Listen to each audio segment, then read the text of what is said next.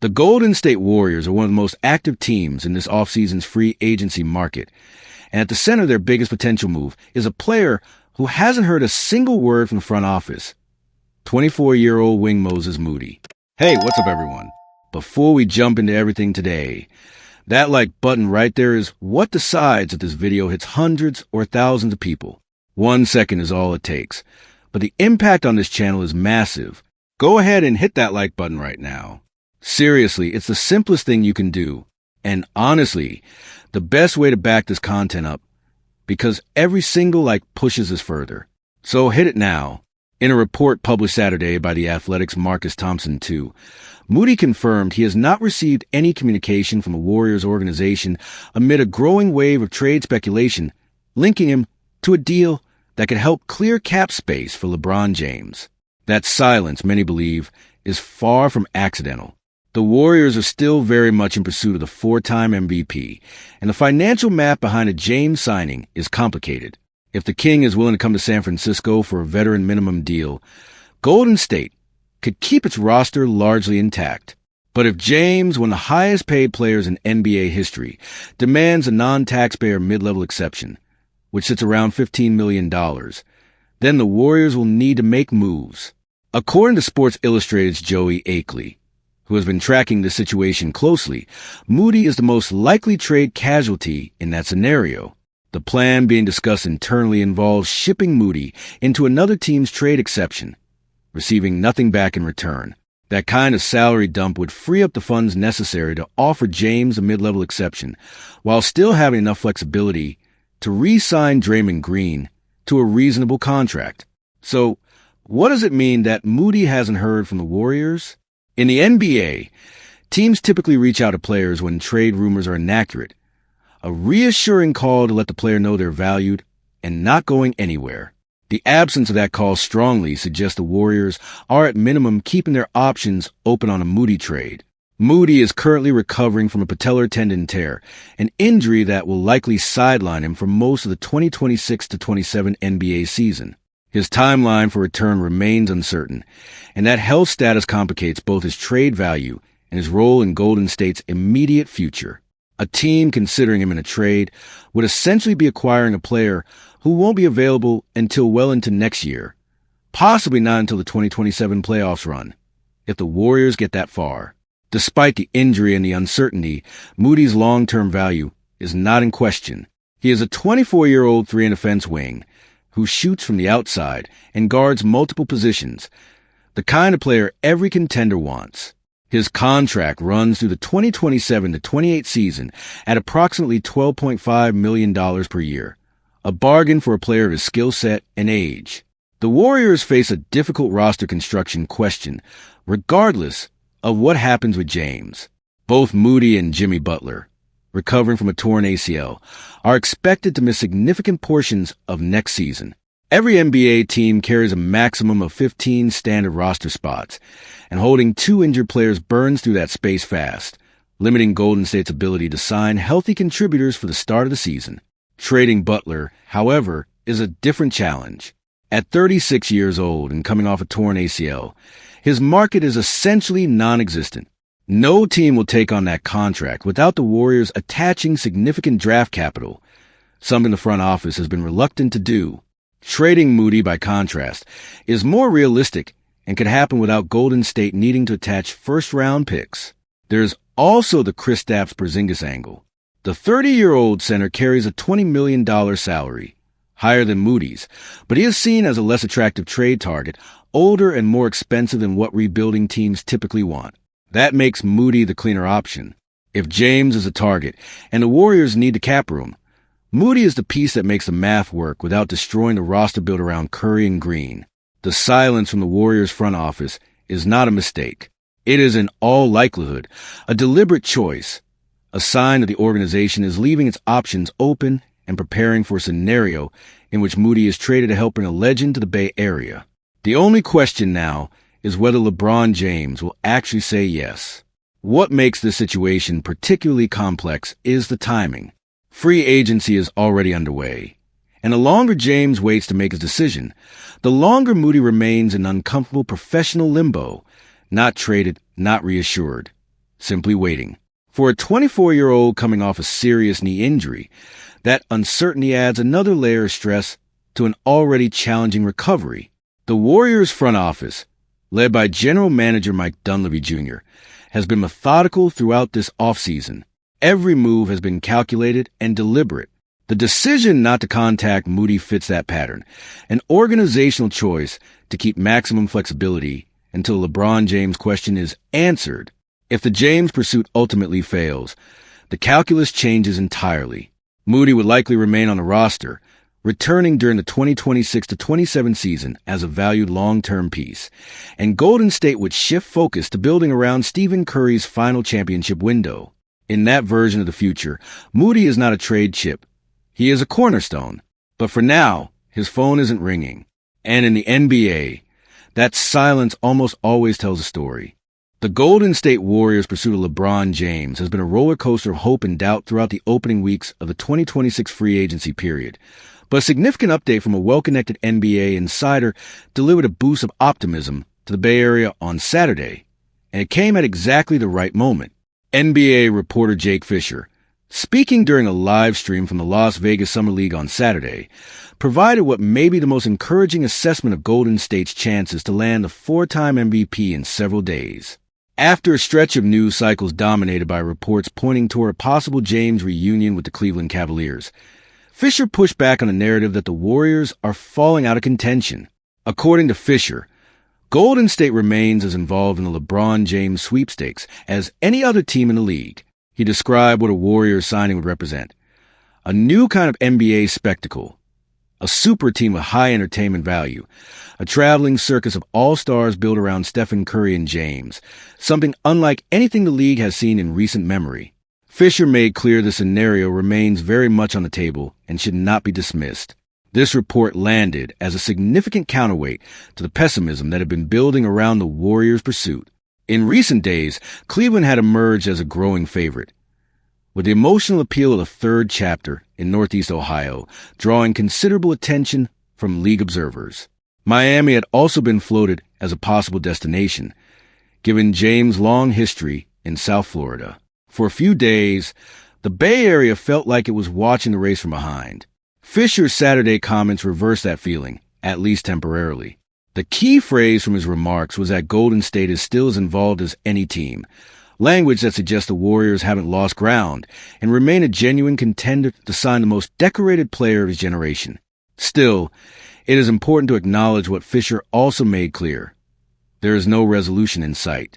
Nobody in the league seems to know when James will make his decision, and his ongoing silence has created a freeze around other free agent and trade activity. Teams are reluctant to make significant roster moves while the possibility of signing or acquiring James remains alive. The Warriors are no different. Every day without a decision is another day of suspended animation for the Golden State front office. One factor that could actually work in the Warriors' favor as James delays: the evolving situation around Anthony Davis in Washington. The Warriors have been linked to a potential trade for the 10-time All-Star, who was acquired by the Washington Wizards from the Dallas Mavericks back in February. Washington has shown no real urgency to move Davis, but that calculus could change as August 6 approaches, the date on which Davis becomes eligible for a contract extension. That deadline matters. If Davis does not receive an extension from Washington around that date, trade discussions could intensify.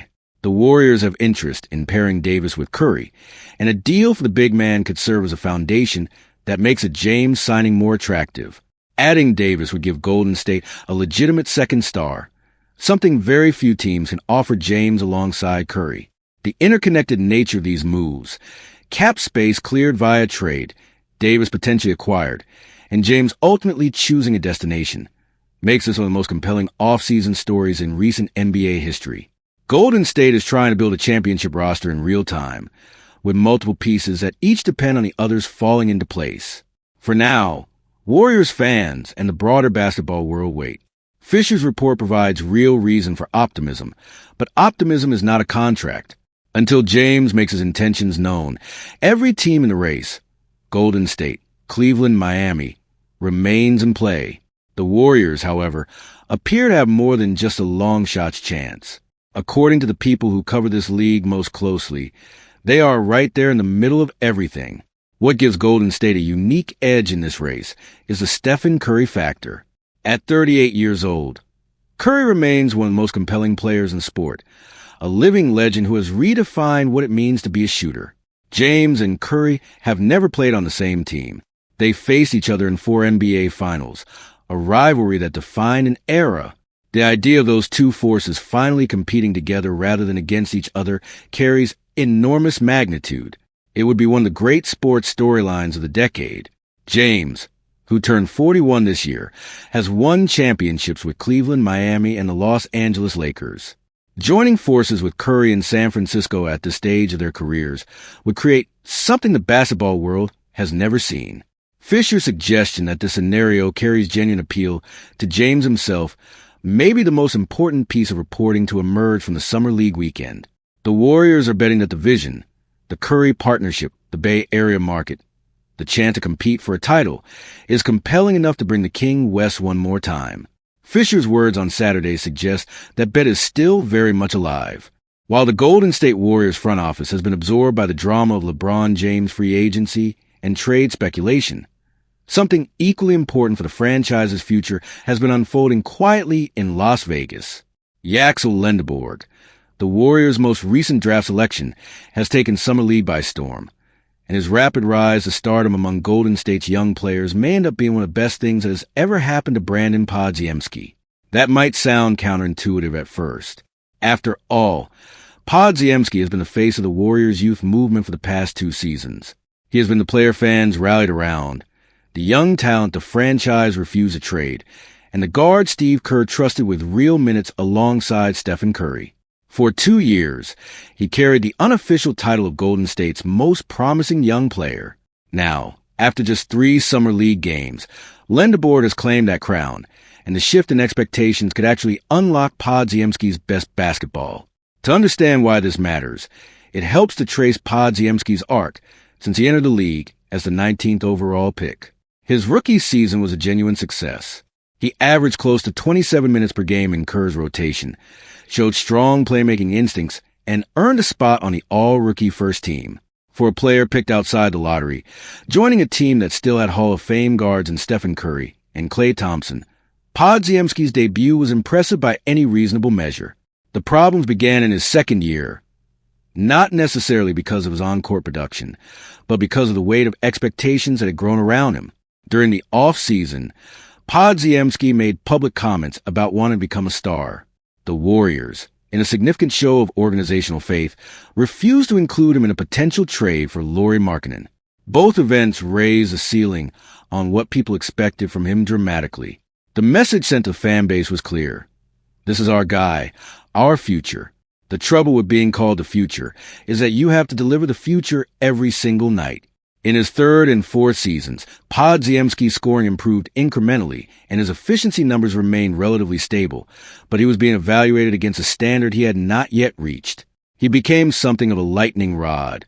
A player fan bases and analysts measured against an idealized version of himself rather than against what a 23-year-old developing player realistically should be. The entry of Lenderborg into this picture is significant precisely because it changes that dynamic. After 3 eye-catching Summer League performances, the rookie forward had become the new center of gravity for Warriors fans looking toward the future. The elevated expectations that followed Podziemski are now shifting in Lenderborg's direction. For Podziemski, that shift could be genuinely liberating. No longer positioned as the main answer to Golden State's post-Curry questions, he can focus on becoming the best version of himself at 23, a still-developing guard entering his 4th professional season. The pressure valve may finally be released. The reality is that Podziemski has never needed to be a star to be extremely valuable to the Warriors. What the team actually needs from him is consistent perimeter defense, reliable catch-and-shoot production, and smart decision-making in Kerr's system. Those are things he has already shown flashes of. With the lens of fan expectations shifting toward Lenderborg, Podziemski can approach the 2026-27 season with a clearer head and a more defined, realistic role. Lenderborg, for his part, arrives with enormous upside. His Summer League performances have generated legitimate buzz, the kind that is difficult to manufacture and even harder to ignore. If he can translate that energy into regular season production, the Warriors will have something genuinely exciting in their pipeline, and Podziemski will be the experienced young veteran who helps him adjust to the demands of the NBA. The best version of the scenario sees both players thriving. Lenderborg becomes a high-ceiling prospect Golden State and needs to plan beyond Curry's era, while Podziemski becomes a reliable, appreciated role player who no longer has to pretend to be something he isn't. Sometimes, the arrival of the next great hope is exactly what the current one needs to finally exhale. It is also worth remembering that Podziemski is still just 23 years old. The discourse around him at times reads as though he has already peaked, but most NBA players do not reach their prime until their mid to late 20s. The development curve for guards extends longer than fans often expect, and the 2026-27 season could represent a meaningful step forward if he approaches it without outsized pressure. Steve Kerr has proven he can develop young talent within a system built on ball movement, spacing, and defensive versatility.